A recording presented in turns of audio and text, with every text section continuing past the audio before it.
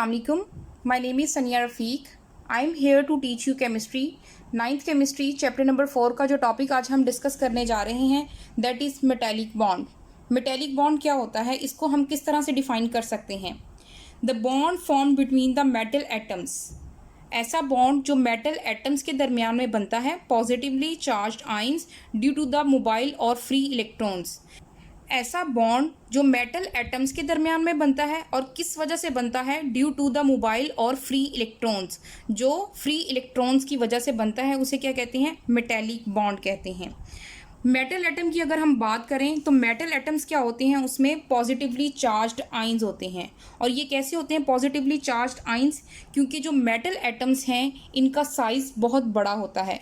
Size बड़ा होने की वजह से इनमें नंबर ऑफ़ शेल्स भी ज़्यादा होते हैं, इनमें नंबर ऑफ़ इलेक्ट्रॉन्स भी ज़्यादा होते हैं, जिसकी वजह से न्यूक्लियस की जो अट्रैक्शन है वो आउटर मोस्ट शेल पे बहुत कम हो जाती है और आउटर मोस्ट शेल इजीली अपने इलेक्ट्रॉन को लूज़ कर देता है और इलेक्ट्रॉन को लूज़ करने की वजह से इस पर पॉजिटिव चार्ज आ जाता है. इसलिए ये क्या होते हैं, these are the positively charged ions.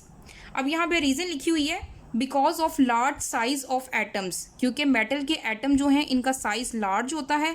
The hold of nucleus over the outermost shell is week.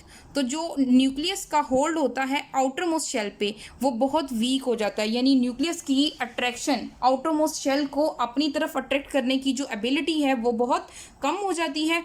इस वजह से वो इजीली इलेक्ट्रॉन लूज़ कर देते हैं, यानी जो आउटर इलेक्ट्रॉन हैं वो इजीली रिलीज़ हो जाते हैं, जिसकी वजह से ये पॉजिटिवली चार्ज्ड आयंस बन जाते हैं.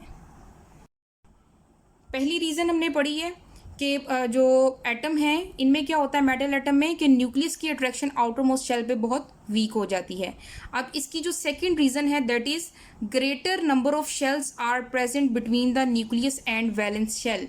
इट्स मीन जो न्यूक्लियस और वैलेंस शेल है उसके दरमियान नंबर ऑफ शेल्स बहुत ज़्यादा आ जाते हैं. थर्ड रीज़न है कि इसकी आयोनाइजेशन एनर्जी लो होती है. Because of low ionisation energy atom easily lose their electron, valence electron which move freely in the space between the metal atoms.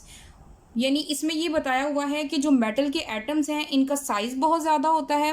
Size ज़्यादा होने की वजह से जो न्यूक्लियस की अट्रैक्शन है वो आउटर मोस्ट शेल पे कम हो जाती है.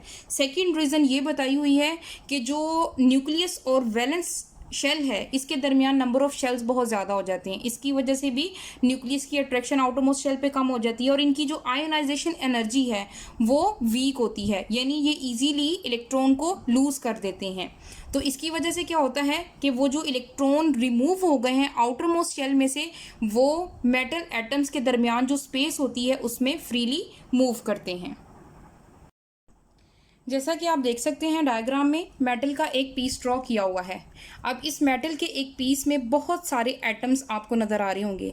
अब ये जो एटम हैं ये सारे ही मेटल एटम हैं, क्योंकि मेटल की एटम का साइज़ बड़ा होता है, आउटर मोस्ट शेल की पे जो अट्रैक्शन है न्यूक्लियस की वो कम हो जाती है, आयोनाइजेशन एनर्जी इनकी वीक होती है. इस वजह से ये क्या करते हैं कि सारे ही अपने आउटर मोस्ट इलेक्ट्रॉन को यूं रिलीज़ कर देते हैं. सारे एटम्स अपने आउटर मोस्ट इलेक्ट्रॉन को यहाँ से रिलीज़ कर देंगे. तो मेटल के एटम्स के दरमियान में ये जो स्पेस मौजूद है ये इलेक्ट्रॉन इस स्पेस में आ जाएंगे.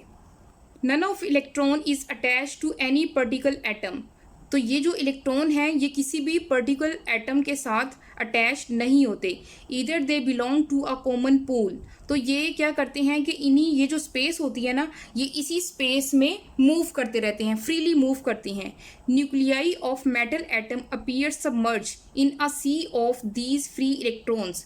और उनके जो न्यूक्लियस होते हैं वो यूं नज़र आते हैं कि जैसे इलेक्ट्रॉन के सी में या इलेक्ट्रॉन के पूल में एक इलेक्ट्रॉन का समंदर बन गया है, उनके अंदर सबमर्ज हुए पड़े हैं, उनके अंदर धंसे हुए हैं.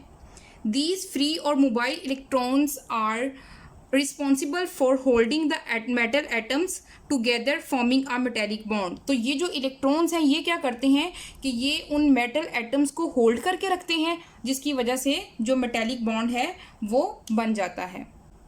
इसके अलावा इसमें मेटल की प्रॉपर्टीज़ बताई हुई हैं। मेटल की प्रॉपर्टीज़ हैं, they have high melting and boiling points, क्योंकि ये हार्ड होती हैं तो इनका मेल्टिंग और बॉइलिंग पॉइंट ज़्यादा होता है।